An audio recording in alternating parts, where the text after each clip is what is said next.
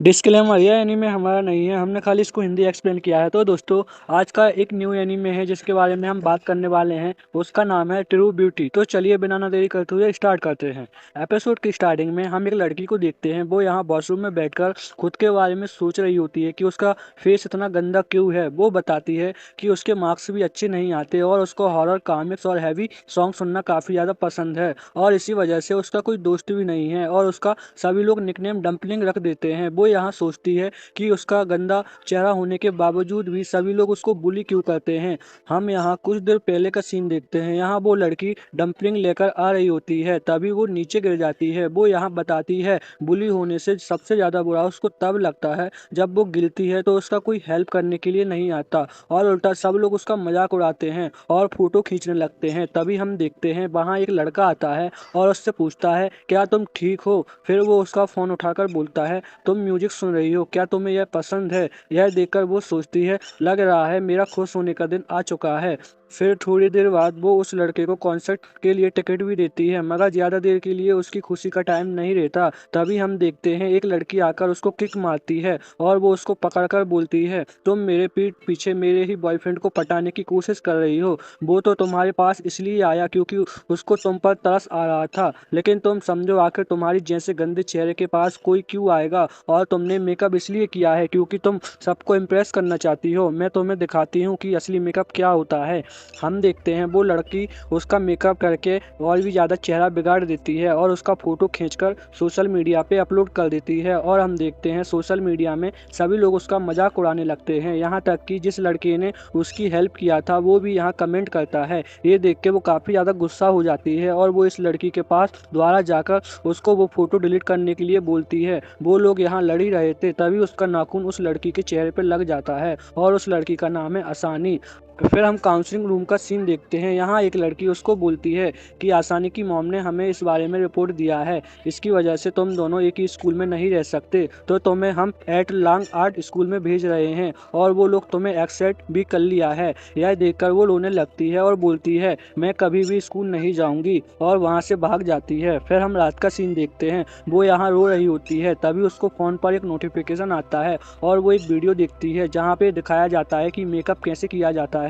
ये देख के वो हैरान हो जाती है और बोलती है क्या मैं भी ऐसा बन सकती हूँ। फिर वो मेकअप का वीडियो देखकर मेकअप करने का ट्राई करती है, मगर उससे गलतियाँ भी होती हैं और एंड में वो अपना मेकअप अच्छी तरह कर लेती है और वो प्रीटी भी लग रही होती है। और वो यहाँ कहती है कि अब से मेरा गोल होगा कि मैं अपने आप को चेंज करूँ। फिर यहाँ उसका लाइफ चेंज होने वाला होता है। फिर वहाँ बहुत सारे सोशल मीडिया में वीडियो देखती है और मेकअप किट्स भी खरीदती है। फिर हम स्कूल का सीन दिखाया जाता है जहाँ पर वो काफ़ी ज़्यादा ब्यूटीफुल लड़की बन चुकी होती है और सभी लोग उसी को देख रहे होते हैं। तभी वहाँ पर दो लड़की आती हैं उनसे फ्रेंड बनने के लिए। एक लड़की का नाम होता है चोमो और दूसरी का नाम होता है सोना। उन दोनों को देखकर आसानी अपना नाम बताती है, मेरा नाम आसानी है। हम देखते हैं सोशल मीडिया में उसका फोटो वायरल होने लगता है और सभी लोग कमेंट करते हैं कि वो काफ़ी ज़्यादा ब्यूटीफुल है। आसानी यहाँ बोलती है कि उसने पूरी सर्दियों के ब्रेक में मेकअप प्रैक्टिस करी है और अब वो पूरी तरह से चेंज हो चुकी होती है। यहाँ वो बोलती है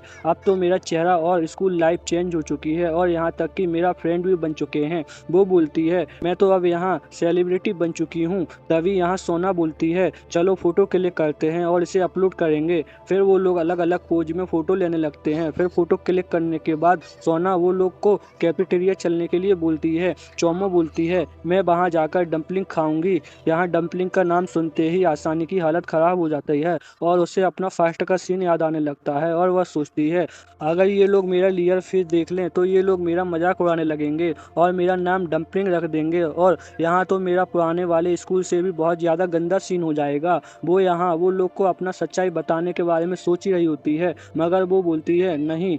तभी वहाँ सोना बोलती है आसानी तुम क्या सोच रही हो, चलो भी। आसानी बोलती है हाँ चलते हैं। फिर सीन शिफ्ट होता है और हम कुछ लड़के को देखते हैं। वो लड़का उस बंदे से बोलता है ये तुम्हारी स्कूल की लड़की है ना, तो क्या तुम हमें इसे लड़की से इंट्रोड्यूस करा सकते हो। तभी वो बंदा बिना देखे बोलता है मैं इस लड़की को नहीं जानता और ये बंदे नाम सेवन रहता है। ये सुन के वो बंदे बोलते हैं तुम एक नंबर के पागल हो। फिर आसानी को देखते हैं, वो अपना मुंह धोकर बाहर आती है। तभी उसका भाई आ जाता है और उससे बिना मेकअप का देखकर वो बहुत ज़्यादा हैरान हो जाता है। उसका भाई उससे बोलता है, जब तुमने डिसाइड कर ही लिया है तुम मेकअप करके ही रहोगी तो तुम्हें एनी टाइम मेकअप करके रहना चाहिए। आसानी उसको बोलती है, जब भी तुम मुझे किसी और के सामने बाहर मिलोगी तो तुम ऐसा एक्ट करना जैसे कि तुम मुझे जानते ही नहीं हो। फिर उसका छोटा भाई उसका फोटो ले लेता है और बोलता है, मैं इसे सोशल मीडिया पे अपलोड कर दूंगा। ये देखकर वो उसको मना करती है। फिर उसका छोटा भाई उसको बोलता है, इस दुनिया में कुछ भी फ्री नहीं है। फिर सीन शिफ्ट होता है। यहाँ हम आसानी को देखते हैं। वो यहाँ बाहर खड़े होकर सोच रही थी कि मेरा पॉकेट मनी तो मेरे भाई को खिलाने में सारा पैसा लग गया है और वो मेरा कोई भाई नहीं है, वो मेरा दुश्मन है।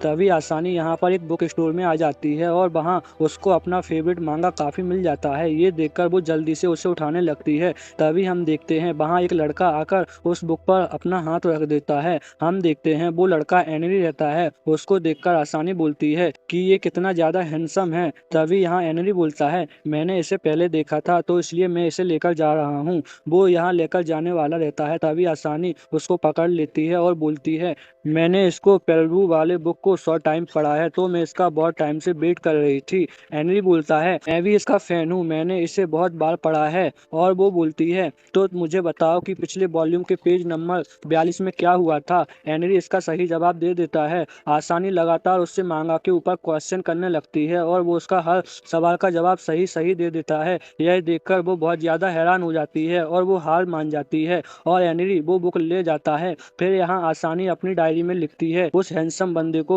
रोकना नहीं चाहिए था। फिर हमें स्कूल का सीन दिखाया जाता है। आसानी यहाँ पर स्कूल आ जाती है। तभी वह अपने सामने एनरी को देखती है। वो यहाँ सोचती है कि उसने उसे कहीं देखा है। तभी उसको याद आता है कि इसने उसको बुक स्टोर में देखा है। फिर वो फ्रेंड से पूछती है कि आखिर ये कौन है। वो बताती है कि यह भी तुम्हें जैसा न्यू ट्रांसफर स्टूडेंट है कि एक्टिंग डिपार्टमेंट वाले पागल हो गए हैं क्योंकि ये बहुत ज़्यादा हैंडसम है, लेकिन वो लोग कहते हैं कि इसका काफ़ी ज़्यादा एंटीट्यूड पर्सनैलिटी है। सोना बताती है कि वो एक नंबर का साइकोपैथ है। फिर हम क्लासरूम का सीन देखते हैं। यहाँ आसानी एनरी का स्केच बना रही होती है और वो यहाँ सोचती है कि उसने मुझे पहचाना नहीं होगा क्योंकि मैं मेकअप में काफ़ी ज़्यादा चेंज हो जाती हूँ और यहाँ तक कि मेरा छोटा भाई भी मुझे पहचान नहीं पाया था। तभी सोना आकर बोलती है, आसानी तुम भी तो सी भाई स्कूल की कैंडिडेट हो ना, तुम्हें एक एजेंसी ने चुना है तो तुम्हें भी इसमें पार्टिसिपेट लेना चाहिए। चामो बोलती है, पिछले 2 सालों से सुजिन किंग ही गॉडेस बन रही है।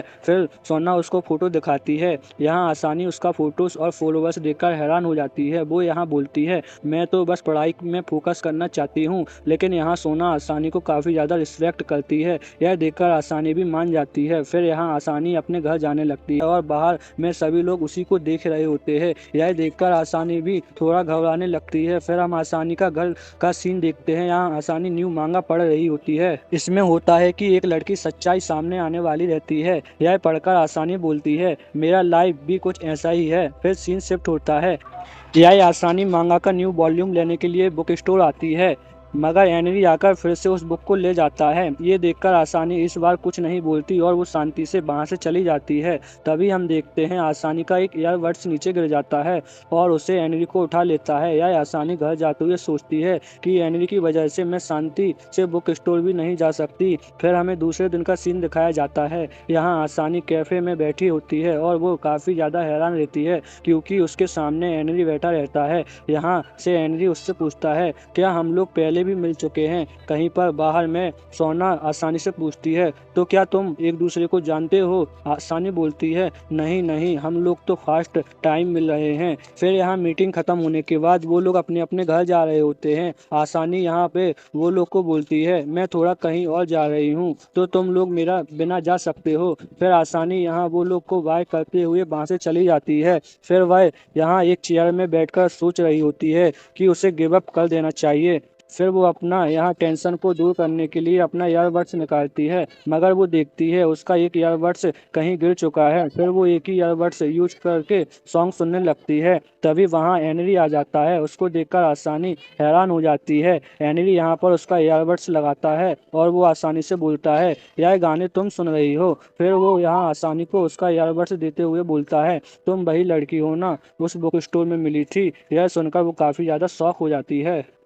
फिर सीन शिफ्ट होता है जहां आसानी को उसकी टीचर उसको दूसरे स्कूल में ट्रांसफर कर देती है। ये देखकर वो रोते हुए वहां से भाग जाती है। वो यहाँ जाते हुए बोल रही होती है, सब लोग मुझे ऐसे ट्रीट क्यों करते हैं, क्योंकि मैं गंदी दिखती हूँ। इसलिए वो यहाँ भागते हुए एक ब्रिज के पास आती है और वो यहाँ चिल्लाकर कहती है, मुझे इस दुनिया में क्यों बनाया गया, मैंने इस दुनिया का क्या बिगाड़ा था जो मुझे सब लोग ऐसे ट्रीट करते हैं। तभी पीछे से एक लड़का आके उससे बोलता है, तुम बहुत ज्यादा शोर मचा रही हो, इसलिए तुम कहीं और जाकर शोर मचाओ, मैं यहाँ थोड़ा अकेला रहना चाहता हूँ। ये सुनकर आसानी बोलती है, क्या यह जगह तुम्हारे लिए है, मेरे लिए नहीं है। क्या मेरे लिए इसलिए नहीं है क्योंकि मैं गंदी हूँ। ये सुनकर वो लड़का आसानी के करीब आने लगता है। उसको देखकर आसानी थोड़ा डरने लगती है और पीछे जाने लगती है। फिर वो गिरने वाली होती है, तभी वो लड़का उसको पकड़ लेता है। हम देखते हैं वो लड़का हेनरी रहता है जो हमें बुक स्टोर में दिखाया गया था। वो आसानी को बोलता है, अगर तुम्हें मरना है तो तुम कहीं और जाकर मरो, सामने नहीं।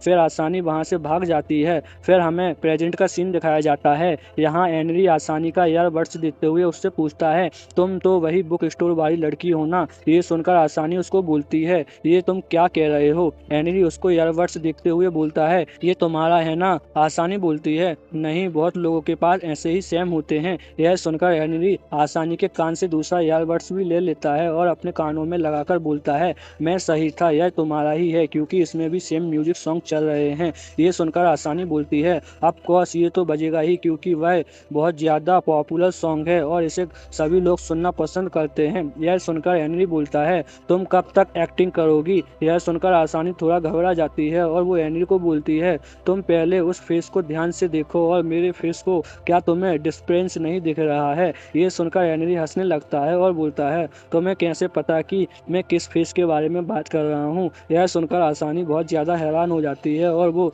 बहुत बुरी तरह फंस चुकी होती है। इसके बाद वो भागकर बस में बैठकर चली जाती है। फिर यहाँ आसानी अपने घर आ जाती है और वो यहाँ सोच रही होती है कि हेनरी अब सबको बता देगा कि वो गंदी गर्ल है और इसकी वजह से उसका फोटो सोशल मीडिया में फिर से वायरल होने लगेगा कि एक गंदी गर्ल बन गई एक ब्यूटी गर्ल, और सब लोग उसका मजाक उड़ाने लगेंगे और बुली करने लगेंगे और मुझे गॉडेस कंटेस्ट से भी निकाल दिया जाएगा। यह देखकर मेरे फ्रेंड्स भी बोलेंगे कि तुम्हारे दो दो चेहरे हैं, इसलिए हम लोग तुम्हारे साथ नहीं रह सकते। यह सब सोचकर उसको और भी ज़्यादा बुरे लगने लगता है और वो यहाँ बोलती है, चीज़ें ऐसे ही बदल जाती हैं तो ठीक है। फिर वह हेनरी से मिलने के लिए मैसेज करती है। फिर सीन शिफ्ट होता है और हम बुक स्टोर का सीन देखते हैं। यहाँ हेनरी और आसानी दोनों आमने सामने बैठे हुए थे। हेनरी उसको बोलता है, क्या तुम मजाक कर रही हो, तुम पहले भाग गई और अब मुझे मिलना चाहती हो। आसानी यहाँ हेनरी को बोलती है, प्लीज मेरा रियल फेस सीक्रेट रखना, मेरा कोई भी फ्रेंड ने मुझे बिना मेकअप का देखा नहीं है। अगर वो लोग को पता चल गया कि मैं ऐसी दिखती हूँ तो मैं दोबारा स्कूल नहीं जा पाऊंगी। यह सुनकर हेनरी उसको बोलता है, क्या तुम सच बोल रही हो। आसानी बताती है कि उसकी लाइफ इसी चीज में डिफरेंट है और यह तुम्हारे जैसे लोग नहीं समझ पाएंगे। वो बोलती है, अगर तुम मेरा रियल फेस सीक्रेट रखोगे तो मैं तुम्हारे लिए कुछ भी करूंगी। आसानी यहाँ मन में सोचती है, मुझे पता है ये इतनी आसानी से नहीं मानेगा। हम देखते हैं हेनरी मान जाता है और वो बोलता है, तो तुम इसके लिए मेरे लिए कुछ भी करोगी। यह सुनकर आसानी थोड़ा हैरान हो जाती है। हम देखते हैं यहाँ हेनरी के कहने पर आसानी अपना कॉमिक्स बुक्स लेकर उसको दे देती है। हेनरी यहाँ बोलता है, तुम बहुत लेट हो। आसानी यहाँ अपने मन में बोल रही होती है, तो इसी तरह से मैं हेनरी का काम करने वाली बाई बन गई। फिर हम दूसरे दिन का सीन देखते हैं। यहाँ स्कूल में सुबह आसानी को मैसेज करके अपना काम करा रहा होता है और वो भागते हुए हेनरी का काम करने के लिए चली जाती है और वो जैसे ही काम करने अपने बेंच पे बैठती है तभी उसको हेनरी दोबारा से मैसेज कर देता है। यह सोचकर वो बोलती है, मुझे ऐसा फील हो रहा है जैसे कि मैं पुराने वाले स्कूल में हूँ। यहाँ आसानी हेनरी के कहने पर उसको जूस कर देती है। हेनरी उसको बोलता है, मुझे यह वाला नहीं दूसरा वाला चाहिए था। फिर वह जल्दी से भागकर दूसरा वाला जूस लेकर आती है। फिर वो यहाँ से जाने लगती है, तभी हेनरी उसको पॉकेट वाला जूस दे देता है। यह देखकर वो अपने मन में सोचती है, अचानक से इसे क्या हो गया। फिर यहाँ आसानी स्कूल हॉल में जा रही होती है, तभी वह कुछ स्टूडेंट से सुनती है। वो लोग बोलते हैं कि हेनरी और आसानी की जोड़ी काफ़ी ज़्यादा अच्छी लग रही है। यह सुनकर वो सोचती है, काश इन लोगों को पता रहता कि वो इवन लड़का मुझे कितना परेशान कर रहा है। फिर वो अपने क्लासरूम में आ जाती है। यहाँ सोना उससे पूछती है कि हेनरी और तुम काफ़ी ज़्यादा एक साथ रह रहे रहे हो? क्या तुम दोनों एक दूसरे के बीच में कुछ चल रहा है? यह सुनकर आसानी बोलती है, हमारे बीच में कुछ नहीं चल रहा है जैसा तुम सोच रही हो। फिर वो अपने मन में सोचती है कि अगर मैं सभी लोगों को बताऊं कि हेनरी मुझे कितना ज़्यादा परेशान कर रहा है तो सभी लोग उससे अगेंस्ट हो जाएंगे और उससे लड़ने लगेंगे। यहाँ चोमो बताती है, कुछ लोगों तो हेनरी के लिए इतना ज़्यादा पागल हैं कि वो लोग कह रहे थे अगर हेनरी उन लोगों को बुली भी करेगा तभी भी वो उसका साथ नहीं छोड़ेंगे। यह सुनकर आसानी के प्लेन में पानी फिर जाता है। फिर यहाँ सोना बताती है कि उसने कुछ लोगों से सुना है कि हेनरी पहले आइडल ट्रेनिंग किया करता था, लेकिन कुछ समय बाद उसका ट्रांसफर दूसरी कंट्री में हो गया जिससे वह दूसरे स्टेट चला गया और जब वह दोबारा आया तो काफ़ी ज़्यादा चेंज हो चुका था। फिर यहाँ वो लोग का क्लास स्टार्ट हो जाता है। यहाँ आसानी हेनरी की स्टोरी के बारे में सोच रही होती है। वो यहाँ अपने मन में सोचती है कि मुझे उसकी स्टोरी सुनकर बुरा क्यों लग रहा है। फिर यहाँ वो लोग की छुट्टी हो जाती है और आसानी अपने फ्रेंड्स के साथ घर चली जाती है, लेकिन तभी उसे हेनरी का मैसेज आता है और उसने उसको एक्टिंग डिपार्टमेंट में बुलाया होता है। यह देखकर वो अपने फ्रेंड्स को बहाना बनाकर वहां से चली जाती है। फिर हम देखते हैं वो यहाँ स्टूडियो में आ जाती है और यहाँ हेनरी को उसको कैमरा पकड़ता है और बोलता है कि मेरा एक वीडियो बनाओ क्योंकि कल मेरा असाइनमेंट है तो तुम्हें मेरा रिकॉर्डिंग करना होगा। यह आसानी रिकॉर्डिंग करने लगती है तो हेनरी यहाँ अपना डायलॉग बोलता है कि मैं तुम्हें लाइक करता हूँ, तुम्हें दूसरों की परवाह मत करो, तुम चाहे चोर हो या एलियन हो मुझे इससे कोई फर्क नहीं पड़ता, मेरी बात का यकीन करो, मैं तुम्हें बहुत पसंद करता हूँ। यह उसका एक्टिंग देखकर आसानी बोलती है कि हेनरी रियल लाइफ में बिल्कुल अलग है मगर कैमरे के सामने वो काफ़ी ज़्यादा क्यूट बनकर रहता है, वो हमेशा ऐसे ही नहीं रह सकता।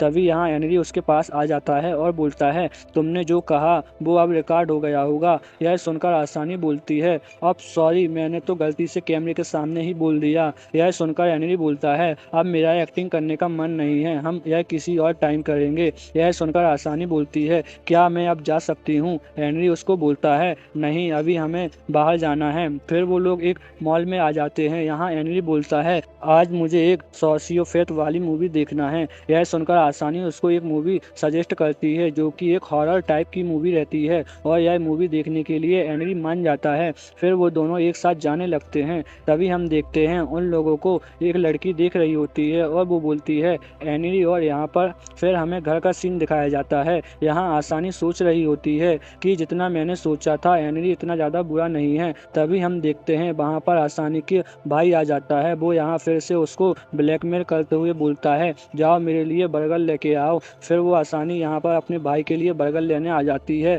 तभी हम देखते हैं वहाँ पर उसको पुराने स्कूल की दो लड़कियाँ मिल जाती हैं जो आसानी को पहले बुली किया करती थी और वो लोग आसानी को वहाँ पर बुली करने लगते हैं। यह देखकर आसानी यहाँ से भागने लगती है और भागते समय उसका अपने पुराने दिनों की याद आने लगती है कि उसको कैसे बुली किया जाता था और उसके साथ अभी क्या क्या हुआ है। तभी हम देखते हैं आसानी को यह हेनरी का कॉल आता है और वो आसानी को बोलता है आखिर तुम मेरे लिए मैसेज का जवाब क्यों नहीं दे रही हो। आसानी यहाँ पर गुस्से में रहती है और वो उल्टा हेनरी को बोलने लगती है तुम बिल्कुल मेरे पिछले स्कूल जैसा बुली जैसा हो, तुम मुझे बुली कर रहे हो, आखिर तुम अपने आप को समझते क्या हो? क्या तुम मुझे अपना खिलौना समझते हो कि जैसे मन करे वैसे यूज करो और फेंक दो? मैं गंदी हूँ तो क्या हुआ, तुम मुझे बुली नहीं करोगे? यह बोलकर वो फोन काट देती है। यहाँ हेनरी बोलता है मैंने तो इसलिए कॉल किया था क्योंकि मुझे एक न्यू वॉल्यूम मिल गया है। फिर आसानी यहाँ पर वापस से घर जाने लगती है। तभी वह चेक करती है कि उसके पॉकेट में वॉलेट ही नहीं है। तभी वो नोटिस करती है कि उसका वॉलेट बर्गर शॉप में गिर गया है।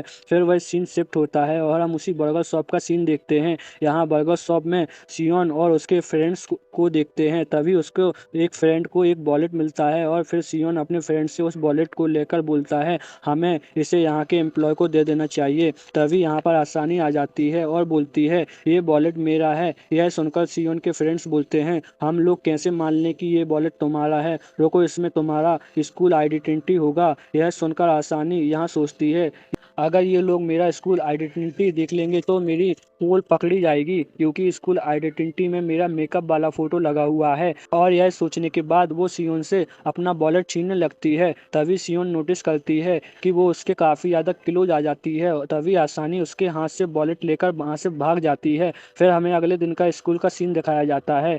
यहाँ आसानी के फ्रेंड्स उसको बोल रही होती हैं तुम तो काफ़ी ज़्यादा पॉपुलर हो रही हो, तुम्हें पहले वाले कमेंट्स से भी काफ़ी ज़्यादा लाइक्स मिल रहे हैं। यह सुनकर आसानी बोलती है कि मैं सोच रही थी इनमें से पार्टिसिपेट नहीं करना चाहिए। यह सुनकर सोना बोलती है, क्या तुम अपना मिशन भूल गई हो? क्या हमें इस एंटायर आर्ट डिपार्टमेंट को प्राउड फील कराना है तो तुम्हें इसमें पार्टिसिपेट लेना ही होगा। वो लोग आगे जा रहे होते हैं, तभी वो लोग देखते हैं बाहर स्टूडेंट लोग का भीड़ लगा हुआ रहता है। यहाँ हम देखते हैं हेनरी और सियोन जोन आपस में लड़ रहे होते हैं और देखते ही देखते उन दोनों की लड़ाई बढ़ने लग जाती है। आसानी सियोन को देखकर बोलती है, ये तो वही लड़का है बर्गर शॉप वाला। तभी वो दोनों लड़के आसानी को देखने लगते हैं। यह देखकर आसानी सोचती है, सीरियसली मैं उस मुकाम में पहुंच चुकी हूं जहां पर इन दोनों ही ने मुझे अपने रियल फेस में देख लिया है, वो भी विदाउट मेकअप के। तो दोस्तों यहाँ से होता है हमारा एपिसोड ख़त्म। अगर आपको मेरी वीडियो अच्छी लगी हो तो प्लीज़ लाइक करें, सब्सक्राइब करें और कमेंट करें। अगर आपको तीसरा एपिसोड चाहिए कमेंट करो, मैं आपके लिए डाल दूंगा। मिलते हैं नेक्स्ट वीडियो में, तब तक के लिए बाय बाय।